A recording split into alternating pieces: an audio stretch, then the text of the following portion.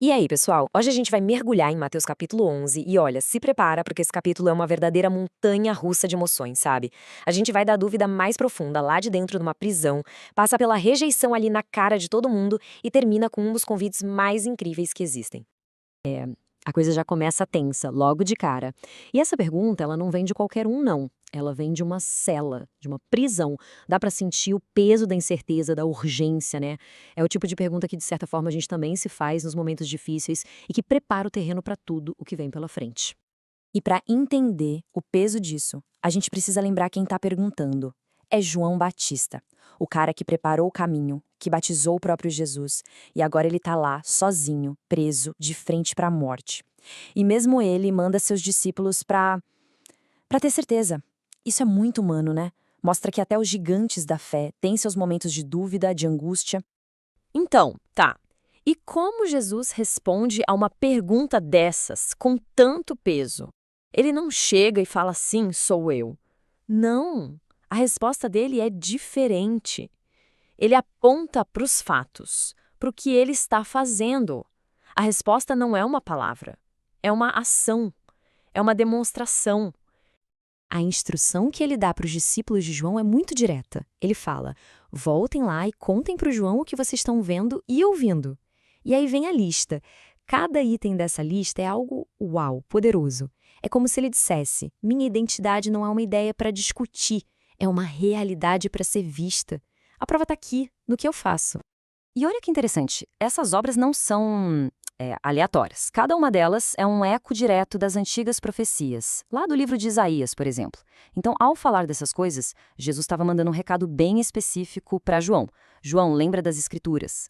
O que está acontecendo agora é exatamente o que foi prometido. Era a confirmação de que o plano de Deus estava em andamento. E logo que os discípulos de João saem, Jesus vira para a multidão e, nossa, ele faz uma declaração incrível. Ele não só resolve a dúvida de João lá no particular, mas ele defende a honra de João em público. Ele fala com todas as letras que ninguém que nasceu foi maior que João Batista. Pensa no peso disso, é uma afirmação de honra gigantesca. Só que aí, a partir desse elogio todo, o tom da conversa muda. Jesus começa a criticar aquela geração que viu tudo isso, mas mesmo assim rejeitou. E não rejeitou só um, não. Rejeitou tanto a mensagem mais dura de João, quanto a mensagem de graça do próprio Jesus. E a comparação que ele faz é genial e bem direta. Ele fala que aquela geração parecia umas crianças na praça, sabe? Crianças mimadas. Se você toca uma música de festas, elas não dançam. Se toca uma música triste, elas não choram. Nada tá bom. Isso mostra certinho como era teimosa e contraditória a rejeição que eles estavam enfrentando.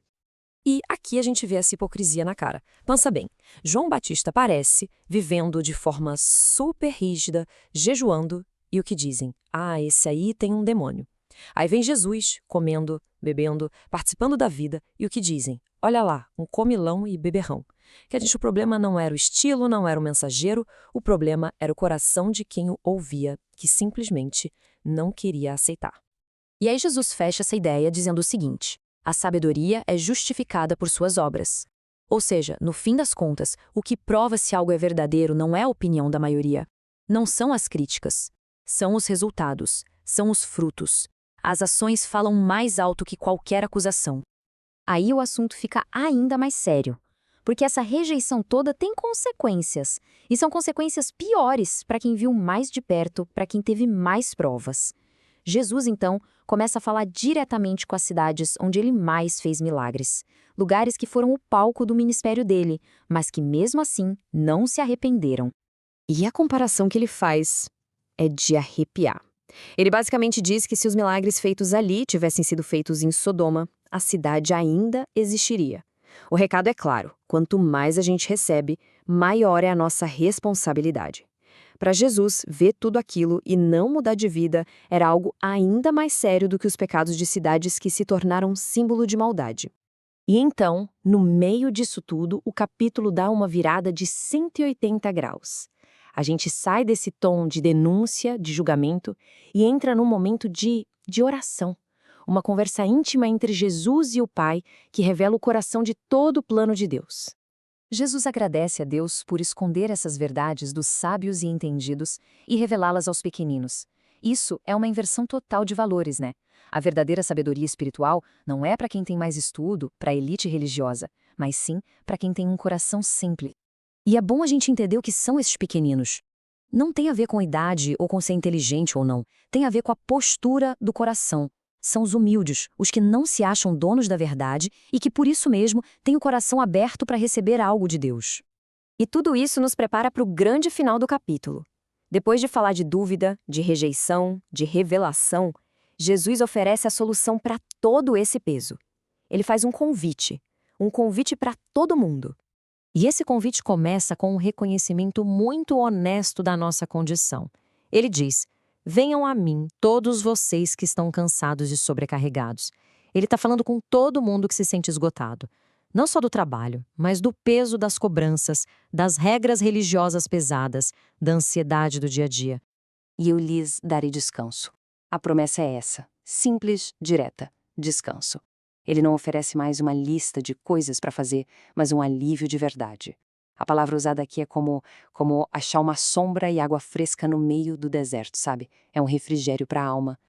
Mas atenção, esse descanso não é ficar parado sem fazer nada. É um descanso ativo, envolve uma decisão.